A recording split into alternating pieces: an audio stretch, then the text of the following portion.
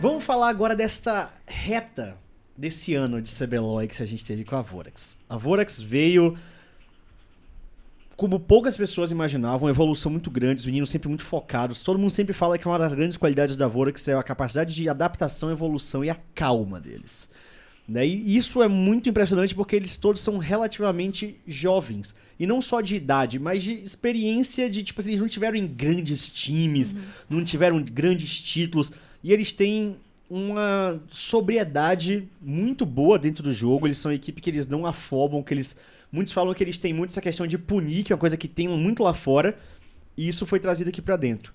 Teve um primeiro split excelente, foi pra grande final, chegaram como favoritos e acabaram não conseguindo garantir a vaga para MSI. Chegou no segundo split, a mesma coisa, grande desempenho, tarará, e agora, infelizmente para vocês, aí acabaram de cair nas semifinais. Como é que você avalia o ano da Vorax para vocês? Né? Como é que foi o saldo no final das contas? E o porquê você acha que esses deslizes aconteceram? Tem a ver com alguma coisa ainda com justamente a maturidade dos jogadores, mentalidade, nervosismo, não rendeu o que deveria ter rendido, tem alguma coisa a ver com fluxo de jogo? Fala um pouquinho pra gente do ano da Vorax no League of Legends. Bom, com relação à primeira parte, né, como eu avalio o saldo, eu como pessoa tipo, extremamente competitiva, é óbvio que eu tô frustrada porque não ganhamos. Faz parte e, tipo, pra mim, especificamente, assim, acho que pra todo mundo, mas acho que pra mim um ainda mais. A mais é muito difícil lidar com derrotas, no geral. Mas eu não posso deixar que essa minha avaliação pessoal, que eu leve isso do ponto de vista, tipo, empresarial. Por quê? Cara, o meu projeto esportivo é participar de todas as semifinais, de todos os playoffs, né? De todas as competições que a gente se inscrever, que a gente participar. Então, o meu saldo, tá positivo. Meu plano de 2021... Primeiro ano de franquia. Sim, primeiro ano eu alcancei. Uma final e uma semi. Né? Então, assim, do ponto de vista empresarial... Eu alcancei tanto no, e digo, CBLOL e Academy. Academy. O pessoal sempre fala muito bem da Academy. Amanhã é Sim, exatamente. nosso Academy. Então, assim, é isso. Do ponto de vista empresarial, frustrada, Marina, pessoa física, CPF, estou. Queria estar ganhando. Até chorei. Sim, é foda, né? E assim como os nossos atletas também. É muita emoção, né, gente? Acho que o choro faz parte do esporte. Emoção, total. Flor da pele faz parte. É o que valido pra mim, é a catarse. Mas você fala isso e é curioso, porque realmente foi saldo positivo olhando, porque, por exemplo, pra PEN, meio que qualquer split o saldo só é positivo se você ganhar. Porra, então... O campeonato. Então, não tô falando que... E lógico, são situações. A PEN já teve momentos onde, lá no começo, que... A PEN teve 2 saldos positivos, não era CBLOL só, então? Não, saldo positivo. Gente, isso aí, tipo, é de situação. Pra PEN, se você não ganhou o campeonato, não é saldo positivo. Então é isso. Aí de 5 anos de Air Studio, 2 saldos positivos. Mas mas é por isso que às vezes não mantém um trabalho a longo prazo, né? Porque... Não, vocês têm dúvida que... Sem querer entrar claro. no assunto, mas entrando, vocês têm dúvida que o time vai mudar? É claro que vai. Não tem nem... Até o pessoal brincava muito com aquele papo de parecia que era uma Last Dance, alguma coisa assim. Então. Mas eu tô colocando isso porque é lógico, a situação vai mudando. Por exemplo, vai ter um momento conseguindo sempre semi, aí passa pra final, e aí você vai subir na barra aos poucos. Mas eu acho interessante o que você pontuou, Shep, porque, por exemplo, o caso do Flamengo, que é uma organização também que tem essa mesma... Vou dizer que não é a mesma vibe da PEN no sentido de... Eu já trabalhei nas duas, óbvio que o Flamengo também é para título e tudo, mas o Flamengo a gente estava com muitos problemas internos, né? Então, talvez a gente não consiga a estabilidade que eu sinto que a PEN tem. O quê? Problemas internos do Flamengo? Não, problemas internos que eu tô falando é que a gente tinha tanta coisa para resolver. Era muita coisa para resolver. O louco que o problema do Flamengo nesse caso é externo, né? É até internacional.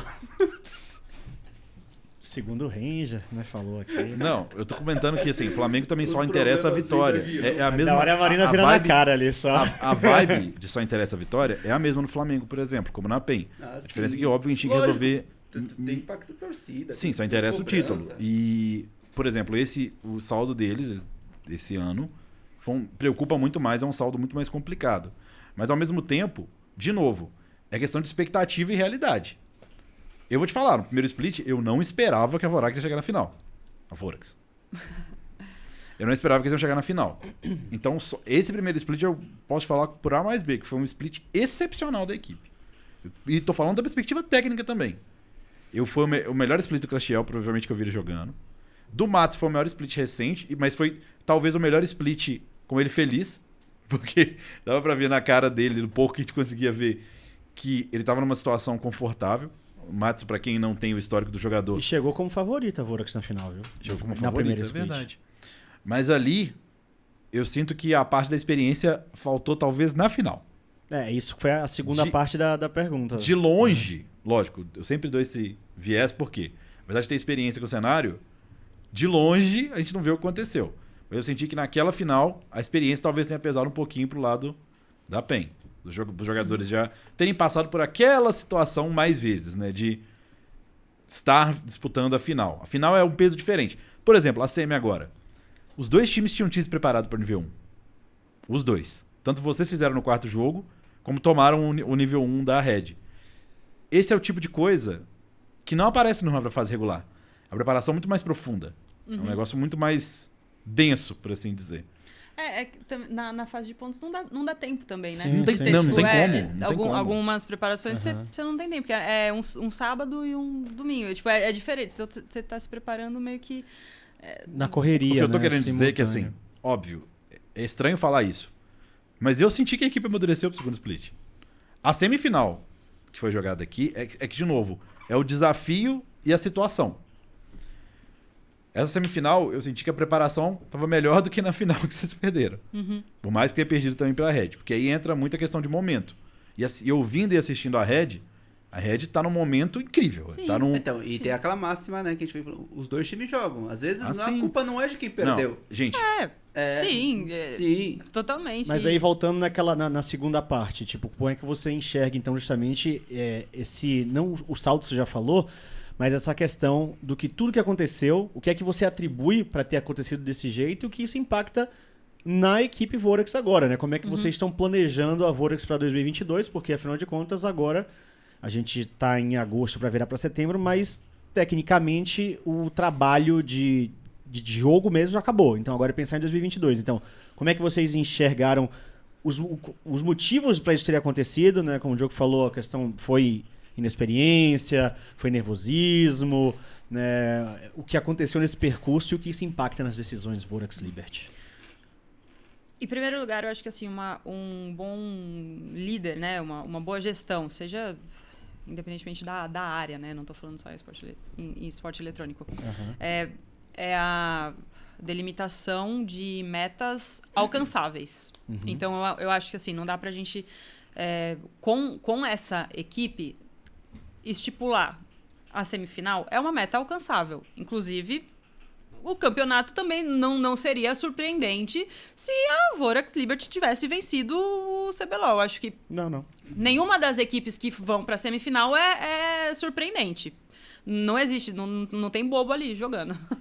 Quer dizer, né, jabuti e árvore, mas realmente dá pra ter uma surpresa. Assim, sendo bem justo, acho que ninguém no planeta Terra diria que a final seria Red e Rensga, né? Mas é aquilo. Chegou no top 6?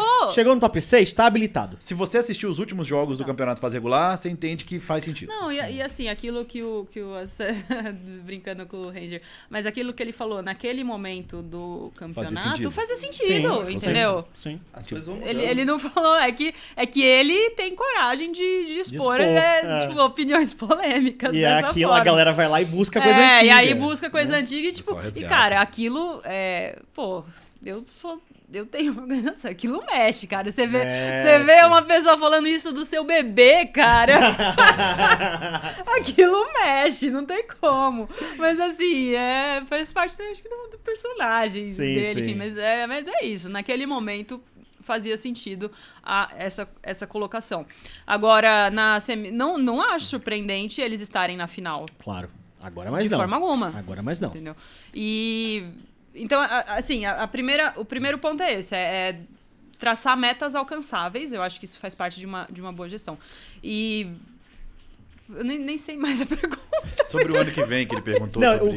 o que é que esses resultados impactaram? Como você viu os jogadores absorvendo isso 2 vezes seguidas? Porque na primeira vocês chegaram na final, chegaram como favoritos e foi muito falado que foi perdido porque a Vorax não jogou o que eles tinham pra jogar. Que perdeu por experiência, Isso, né? Por experiência, por nervosismo, coisa e tal. Aí chega agora no segundo split, Vorax benzona, classificou em segundo, vai direto pra semis. E perdeu na semis. E perde nas semis agora contra a Red, que tecnicamente era o...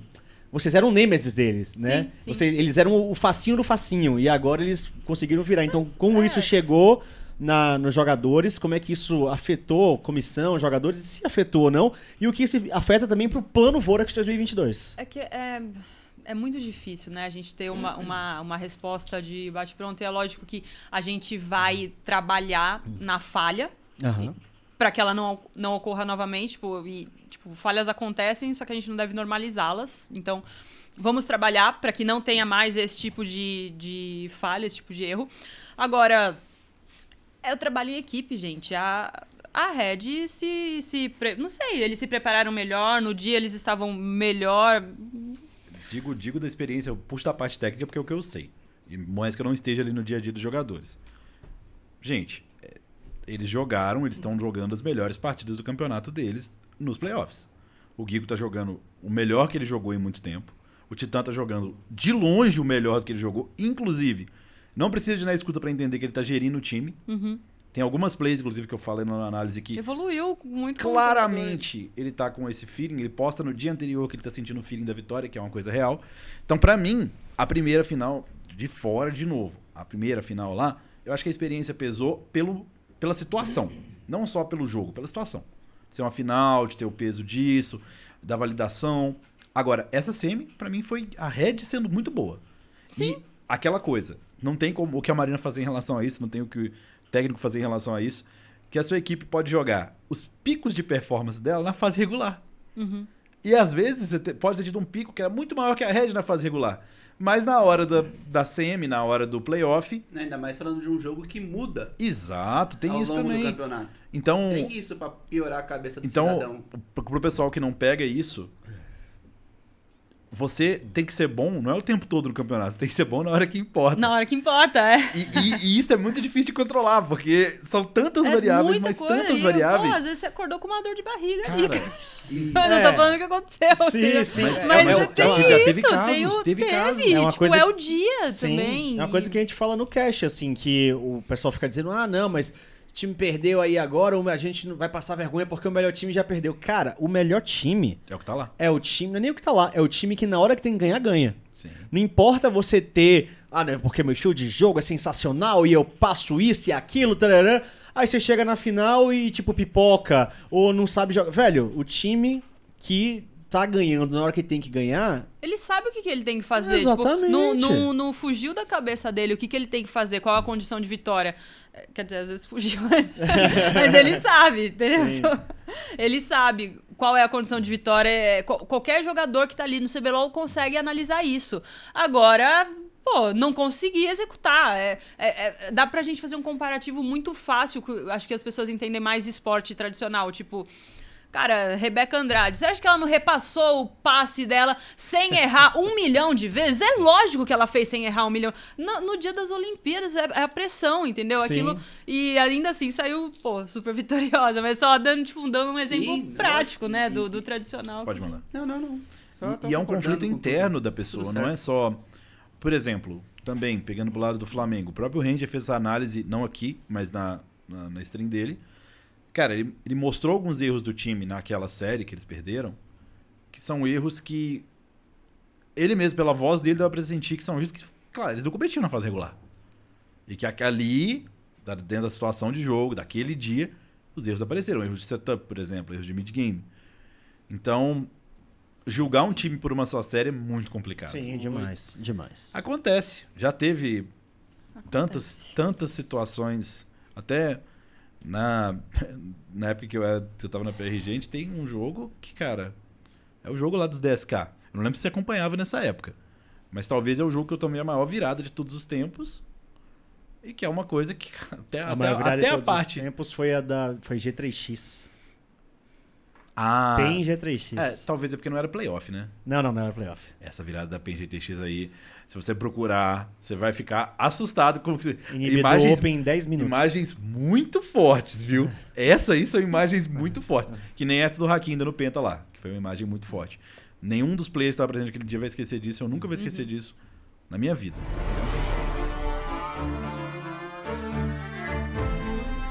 Você achou esperto, não é mesmo?